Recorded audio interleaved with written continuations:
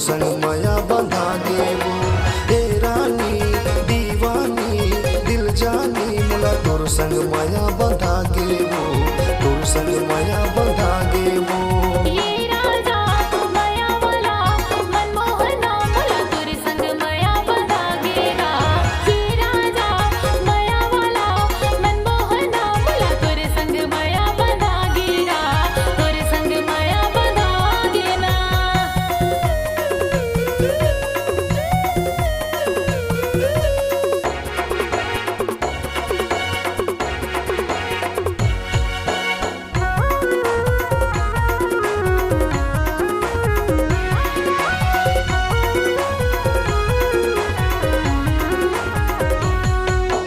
मैं तोला देखूं ते मोला देखे नजर नजर हो के बात।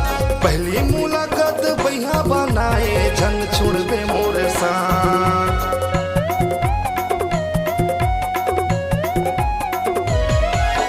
मैं तोला देखूं ते मोला देखे नजर नजर हो के बात। पहली मुलाकात बहिया बनाए झन छोड़ दे मोर साथ। कजरेली अलबेली सवरेंगी मोला राजा तै अपन बना लेबो। कजरेली अलबेली सवरेंगी मोला राजा तै अपन बना लेबो, राजा तै मोला बना लेबो।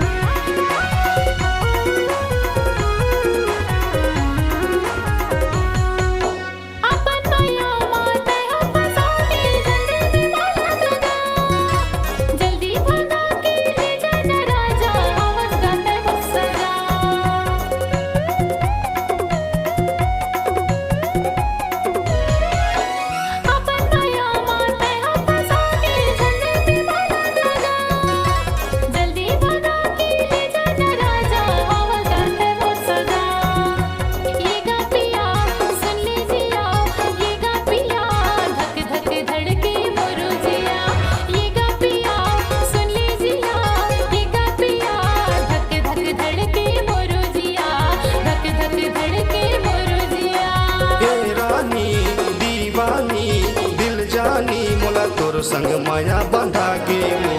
हे रानी दीवानी दिल जानी मोला तोर संग माया बंधा गेबो, तोर संग माया बंधा गेबो, तोर संग माया बंधा गेबो, तोर संग माया बंधा गेबो, तोर संग माया